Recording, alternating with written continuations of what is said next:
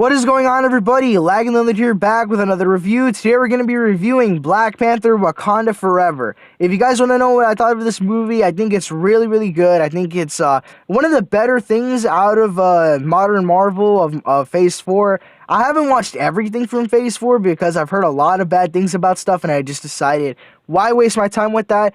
But Wakanda Forever is actually really fun. It is not, I don't know, it is fun to watch. But I think I like Black Panther 1 more, because Black Panther 1 really felt more like a Black Panther movie. This one feels more like Wakanda the movie. And I don't think that's necessarily a bad thing, but I would have loved to see more Black Panther. And I know, rest in peace to Chadwick Boseman, they couldn't bring T'Challa back for this movie. And I will say, without spoiling much, they did write him out in a very good way, in a very clever, not really clever, but very clean and easy way. Very easy way to do it without wasting too much time. And they decided to write him out in a very good way. This movie is definitely the better of Phase 4. It's definitely one of the better things that Marvel's been making recently. But I don't think this movie is as good as the first. I don't know. This movie is very emotional. It's very emotional. There's a lot of good acting. There's plenty of good scenes in this movie. But I feel like some of the action is not very good in this movie. There's a lot of action. There is some action that is really good. I think that there's a fight between Okoye and one of the, I don't know what they're called, the Mayans, the Atlanteans. I forgot what their name was. They're not Mayans, they're not Atlanteans, or I don't know. I'm just going to call them the Mayans. I'm just going to call them the Mexicans. I'm Mexican, so I can call them whatever I want.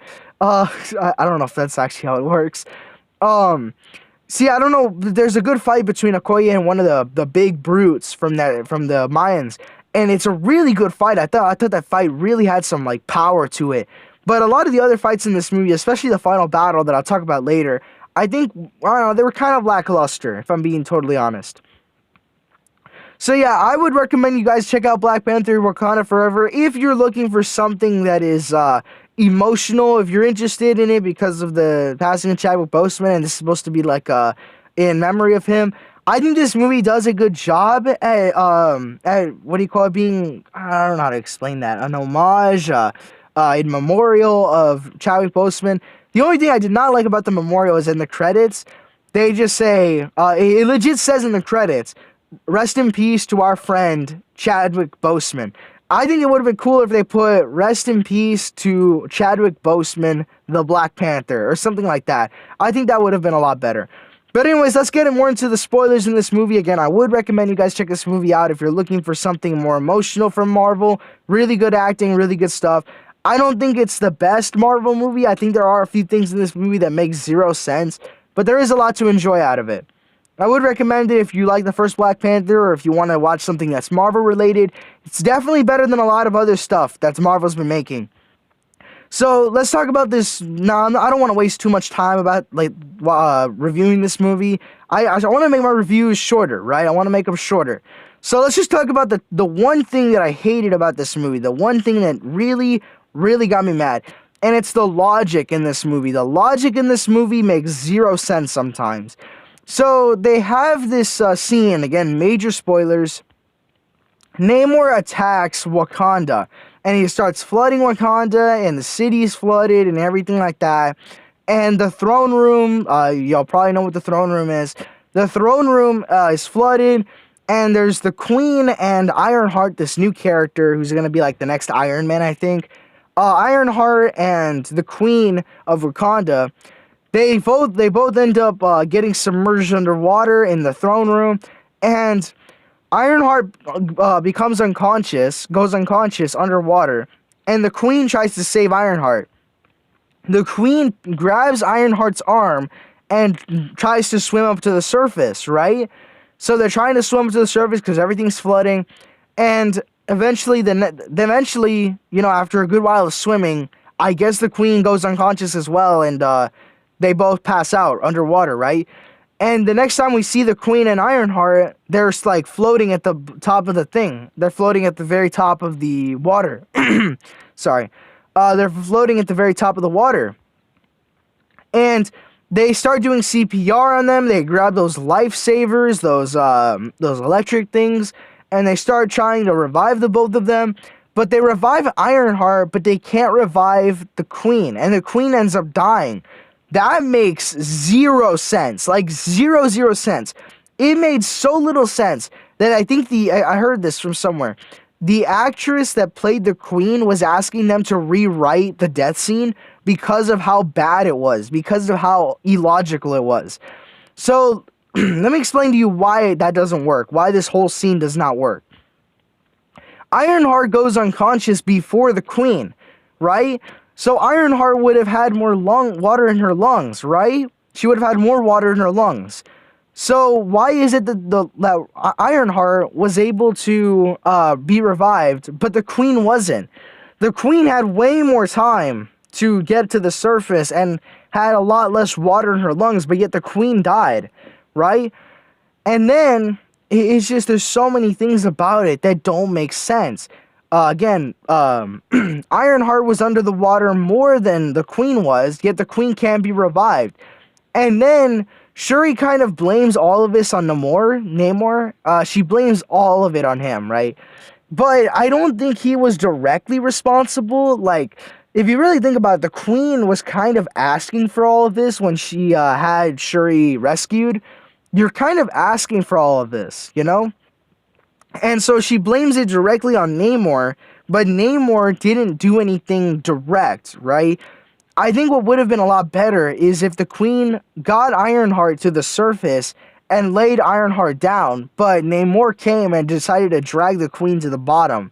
If Namor had done that, and he dragged the queen to the very bottom and told her something like, oh, you asked for this war, you asked for this, you know what I mean? Something like that. It actually would have been really cool because, one, it would have been menacing.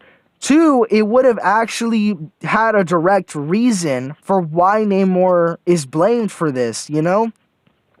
He would have had a direct reason. She would have had, Shuri. She would have had a direct reason to blame Namor for this. And then, I don't know if I said this before. The queen would have been underwater for a lot longer. She would have been underwater for a lot longer than Ironheart. So it would have made more sense if they'd done that. But of course they did not, and it just leads to a very confusing death scene.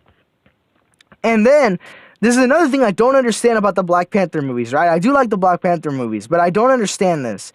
In Black Panther 1, there's this white guy, he jumps in front of them, and in front of our heroes, and he takes a bullet for them, right? He takes a bullet for them, and he gets shot in the spine, right? You think, oh man, spine, that's a critical hit, like, he might be paralyzed, he might not be able to, that might have hit his vitals. Of course he's okay. They take him to Wakanda, and they put some bead in his back, and they do some stuff on him, and then they fix him up. He's totally fine. Fatal shot to the spine, and he's totally fine. But yet, in the same movie, Zuri, not Shuri, Zuri, I think one of the elders in Black Panther 1, he gets stabbed. And yet, when he gets stabbed, they treat it like they can't fix him, like they can't heal him. It's a stab wound, not a fatal shot to the spine. I'm pretty sure you can save him from a stab wound. I don't understand that. And then, in the same movie, later on, when Killmonger gets stabbed, Black Panther, he also says, he's like, well, you know what? He's like, we can heal you if you want. We can heal you. We can save you. There's still time. So you're telling me that Killmonger gets stabbed and they can save him, but Zuri gets stabbed and they're like, oh, he's dead. He's dead.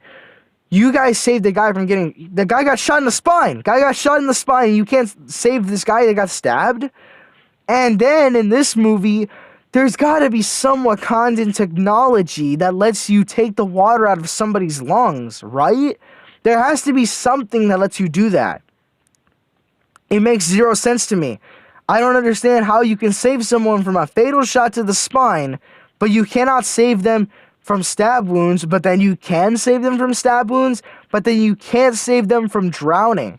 I don't know if there's some thing in real life that lets you take the water out of someone's lungs. I'm pretty sure there is somewhere, but it doesn't make any sense. How is it you cannot save somebody with all this Wakandan technology? You can't save somebody from drowning.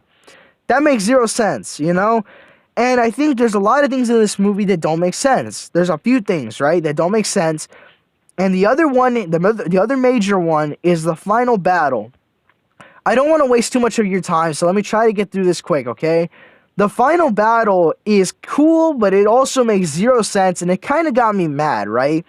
Throughout the entire movie, they make it very apparent that Namor and the Mayans, the Mexicans, whatever you want to call them, I don't even care, uh, they they show these characters, this race, as being very powerful, and they make it very apparent, and they do a very good job at this as well. They show off how Namor and his tribe, his people, are so much stronger than the Wakandans, right? They have they do so many cool scenes where they show that these people are super strong, super strong. Like they beat Okoye, they beat a bunch of other people, and even like M'Baku tries to hit Namor, and he tries to hit Namor. M'Baku, he hits him, and I'm pretty sure his like staff breaks. His whole staff breaks by hitting Namor in like the back. That's how strong Namor and his people are. So they have this whole movie presenting the Mexicans. I call them the Mexicans. I don't know, the Mayans, as these very powerful people that are much stronger than Wakandans, right? And then in the final battle, they win the Wakandans. They win in a landslide. That makes zero sense to me. And when they won in a landslide, I'm kind of like, how the actual heck did it come to this outcome? I have no idea. It made no sense because they present the Mayans as these very powerful people throughout the whole movie who are obviously stronger than the Wakandans. The only edge that the Wakandans had over them was technology, but that was it. And even then, they don't seem to use that much when they're fighting. And it doesn't make sense to me because they lose. They show off the whole movie that the Mayans are so much more powerful, but yet they lose in a landslide to the Wakandans all of a sudden. It feels like plot armor was put on the characters, right? It really does feel like plot armor. And, okay. Shuri wins, right? Shuri wins against Namor. Shuri makes an artificial heart-shaped herb, and she eats it, she drinks it, and then she fights Namor. Keep in mind, right? She beats Namor, but keep this in mind. Shuri has very little experience fighting in hand-to-hand combat. I'm not really sure if the heart-shaped herb helps you when it comes to experience in fighting. I don't think it does. I know it gives you strength, agility, speed, all of this other Black Panther powers, but I don't think it grants you automatic ability to fight. I'm not sure if it does or not. Automatically, Shuri knows how to fight, even though she has no prior hand-to-hand combat experience. She has fought a few times with like Wakandan energy weapons, but never with the stuff in this movie. This is her first time using the Black Panther suit, and yet she knows how to use it like a pro already. First time using it. And then they show how Namor already has like powers that are equal to a Black Panther, right? It makes no sense. If you have the heart-shaped herb, that only evens your powers with Namor. You have an even speed, even strength, so it evens that out. But when Namor can fly, he has, what is it, like 1,000 years, several thousand years combat experience? That makes no sense. That makes no sense to me. Namor is so much older, has way more experience than Shuri. Shuri eats the heart-shaped herb, automatically knows how to fight, automatically knows how to use the Black Panther suit, and makes no sense to me. T'Challa in the first Black Panther movie, we saw T'Challa in Civil War, and we saw T'Challa, we know that T'Challa had been doing it for several years already. He had been at it for a long time by that point. It makes no sense how Shuri's able to beat Namor. Namor, also, I don't know, those weird, like, winged feet, those look kind of goofy to me. I don't know. Namor's winged feet in, like, elf ears just look really weird. I don't know. It's just, is that just me? It reminds me a lot of the feathers on Captain America's helmet, but they actually got rid of those. They just look really, really weird to me. Anyways, with this movie, I just felt like there's no way, no way that the final outcome was the way it was. And then Namor has the freaking audacity to say Wakanda's like after he loses, right? He goes like, Wakanda's a so much stronger nation than us. They're so much stronger. They're the strongest in the world. We need to team up with them instead of being the enemy. I'm like, bro, there is no freaking way you just said that. You were kicking their butts the entire movie. You were actually dogging on them for the entire movie. Then in the climax, in the finale, they get some plot armor and they win against you guys. They get plot armor and they win.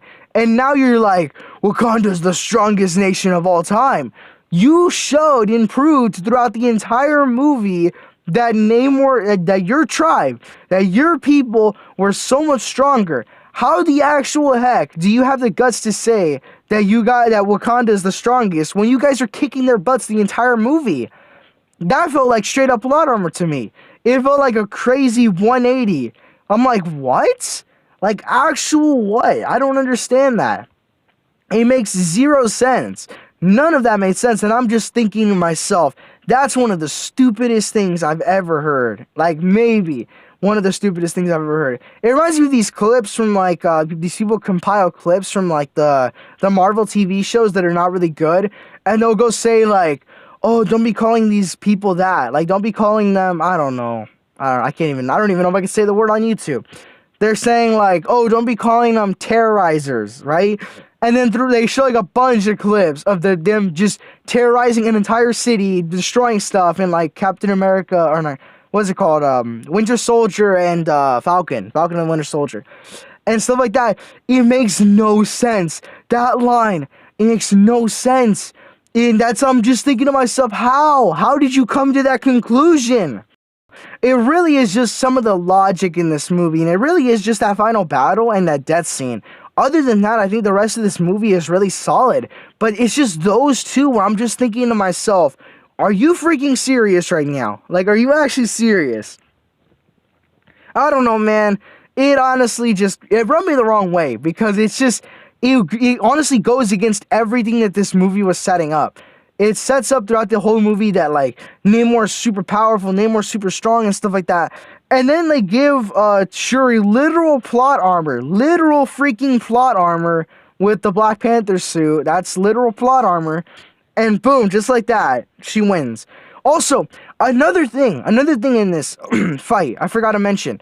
In that fight, I know Namor was weakened. They had to weaken Namor. They had to, heat ray him so he wasn't as strong.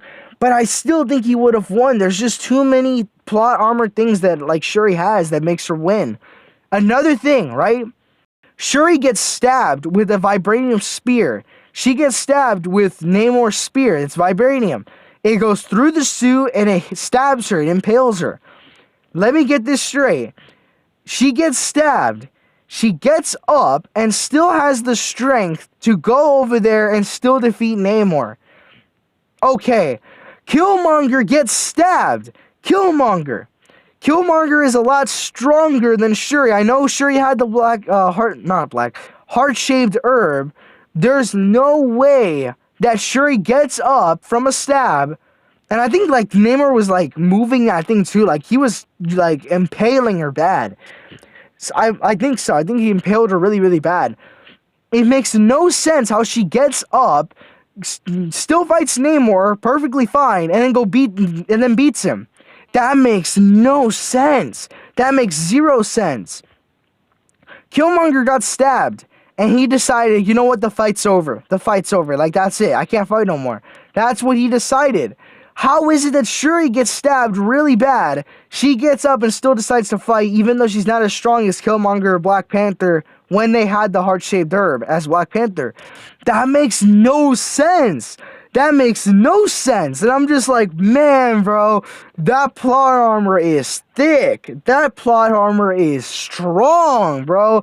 I don't know what you made that plot armor with. That thing's stronger than vibranium, bro. Stronger than vibranium.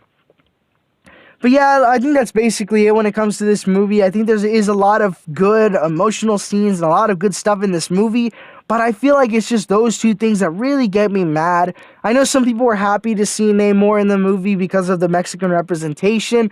I like to see Mexican representation, but I don't really make a big deal out of it like a lot of other people do.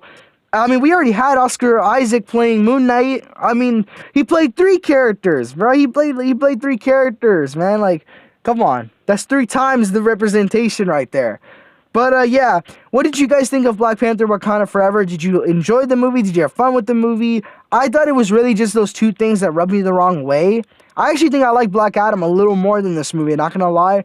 And sadly, Black Adam, I think it's bombing right now. But yeah, what did you guys think of this movie? Did y'all have fun with this movie? Did you like this movie? Let me know in the comments. I would love to know. God bless you guys. If you guys want to give me anything on Fortnite, my epic is lagging in White Sea. Make sure to like and subscribe if you want to see more videos and reviews. God bless you guys, and I'll see you all next time.